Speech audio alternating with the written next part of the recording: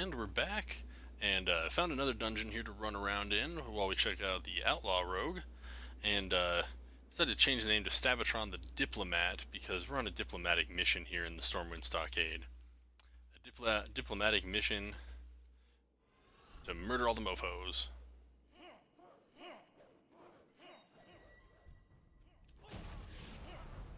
Aha. Yeah. I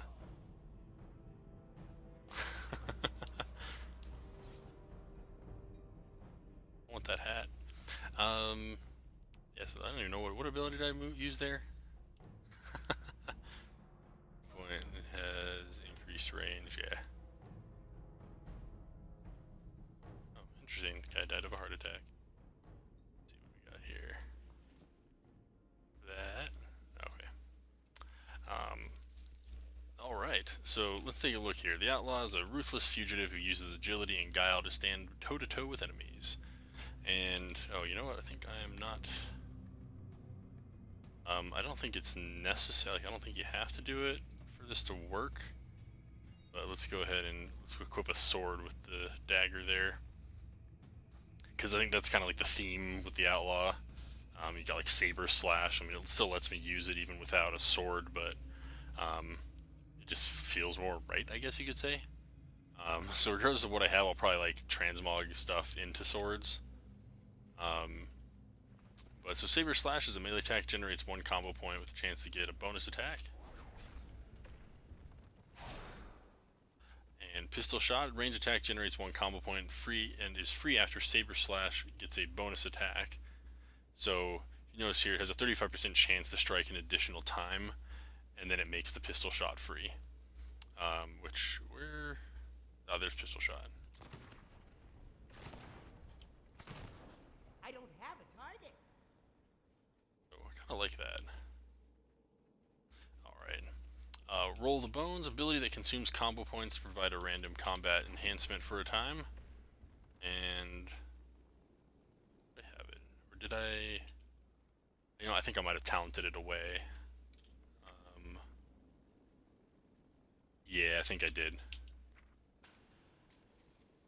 Yeah. Okay. Run through, melee ability with an increased range that consumes combo points. Between the eyes, range attack consumes combo points, deals strong damage when it critically strikes. Oh yeah. And Blade Flurry, ability that causes your attacks to hit multiple targets while active but reduces energy generation.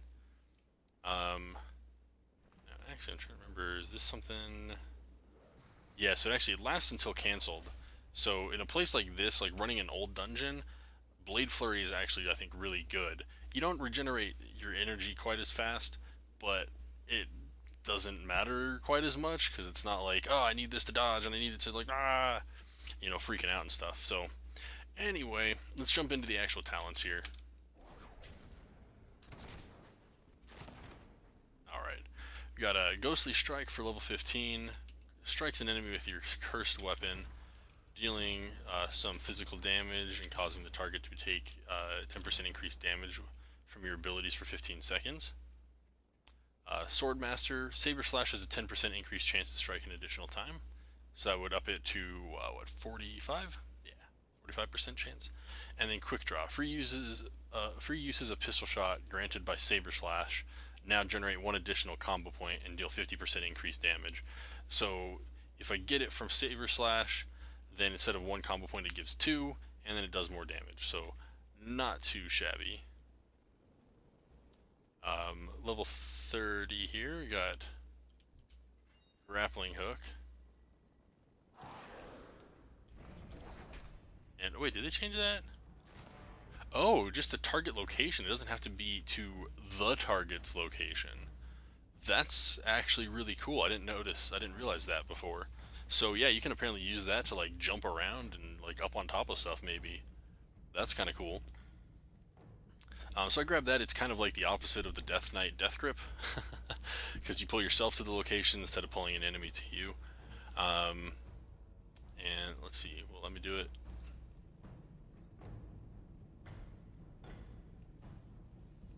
Okay, it doesn't let you do it on the ceiling. Or the wall. Okay.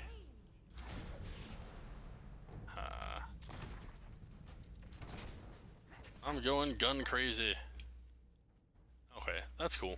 Acrobatic Strikes is a passive, increases the range on all your melee attacks by 3 yards. So that's actually kind of neat in its own way because it lets you kind of stand back a little bit when attacking stuff. And then Hit and Run increases your movement speed at all times by 15%.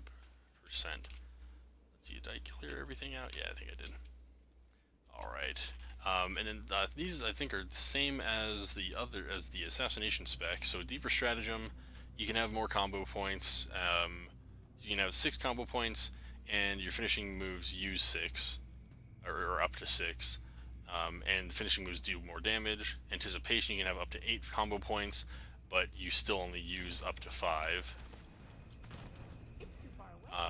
And Vigor increases your maximum energy by 50 and your energy regeneration by 10%. So that's actually, I think, another reason, now that I think about it, that the one ability, the Blade Flurry, works out okay. Actually, I think I'm probably going to put that over here so I don't like accidentally turn it on and off when I do or don't want it. But so I have a passive 10% boost to regen, so losing 20% with this ability doesn't hurt quite as much, but I also have an extra 50 energy, so that kind of contributes to it as well, as far as making it not quite so bad when using the Blade Flurry. And level 60, I went with Iron Stomach, increases healing you receive from Crimson Vial, healing potions, and health stones by 30%. So I get a 42% heal of my max health when using Crimson Vial instead of just 30%.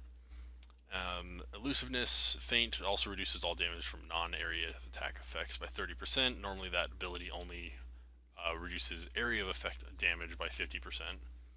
And then Cheat Death, so like I said, this one's the same as the other spec there. Fatal attacks instead reduce you to 7% of max health. 3 seconds after, for 3 seconds after that, you take reduced damage. Can't trigger more than once every 2 minutes. I'm out of range. Alright, I'm coming for you, Hogger. I'm coming for you.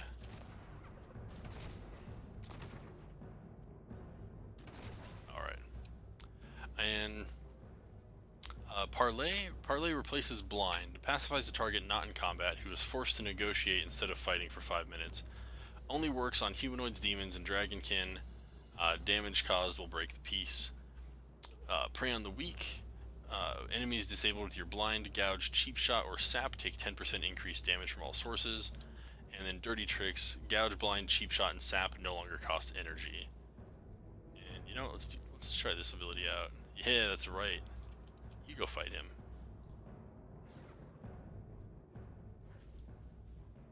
Yeah, so that's actually kind of, I think, a neat ability.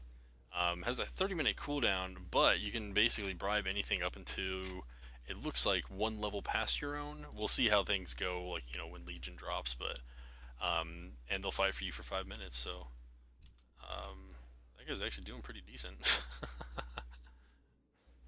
And, Cannonball Barrage.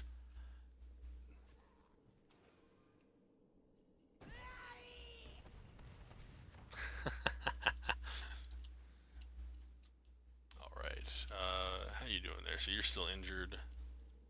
Looks like you are healing a little bit. Go attack Hogger. So Cannonball Barrage, as you saw, it just drops a Cannonball Barrage on your enemies. So in just under 2 seconds, it drops all this stuff, slows them down for 1.5 seconds, and does a good chunk of damage there. It's too far away. Alright. There we go. Alacrity, finishing moves have a 20% chance per combo point to grant 1% haste 20 seconds, stacking up to 20 times. So this is kind of, you know, it's happened before. So essentially, if I spend 5 combo points, I get an automatic increase to haste, and I can just keep on, it can just keep going and going and going. essentially. So, Go with honor. because you can just stack it up real high. So if you're fighting stuff, level appropriate bosses and stuff, I think that you would have a big haste bonus by the end, and that would be kind of cool. And then Killing Spree requires melee weapon teleport to an enemy within 10 yards, attacking 7 times over 3 seconds. Does a bunch of physical damage with your main hand and about a third of the damage with your offhand. While Blade Flurry is active, each Killing Spree attack will teleport to and damage a different nearby enemy target. So I think it basically splits up the attacks between different targets. Actually, I really like that gun. It actually works pretty decently. Like as far as like it does a fair amount of damage, I think. And then, actually, so this is the next talent here that I chose. So Slice and Dice. It's a finishing move. Consumes combo points to increase attack speed by 90%. Lasts longer per combo point. So let's see. So I went with that one. I kind of like, increasing attack speed. It's basically like getting big haste buff, especially that much. 90% increase. Marked for Death marks the target, instantly generating 5 combo points. Cooldowns reset if the target dies. And is there anybody in here? Oh no, these are good people here. And then Death from Above. So I believe these two are the same as the other spec. Wait, aren't you dead in that other room? I'm positive you died in that other room from a heart attack. Maybe the healer brought him back. So Death from Above, finishing move, empowers your weapons with shadow energy, perform a devastating 2-part attack. You whirl around, hit all your enemies around you within 8 yards, then leap into the air and run through the main target. And it does 50% more damage. So let's come up here, get a shot with all my Stormwind bros. What's up, guys? How you doing? Alright, cool. Yeah, you're alright. So thanks for watching, everybody. Hope you enjoyed checking out the talents for the Outlaw Rogue. I think all the specs actually are seeming pretty cool with it. Subtlety, I'm going to go over the talents. We're going to go over that next. I don't feel like it fits my personal playstyle though, so I probably won't really use it much in the actual game. But Outlaw and Assassination are going to be the 2 main ones. And as I said in the last video, I think I'm going to run Assassin on the character that I'm going to run in that series I was talking about. So thanks for watching, everybody. If you do like the video, don't forget to take the like button. And don't forget to take that subscribe button as well to get updates when new content drops on the channel. And do remember that there is no IRL, just AFKs, and we'll see you next time that Alma plays World of Warcraft. Peace out.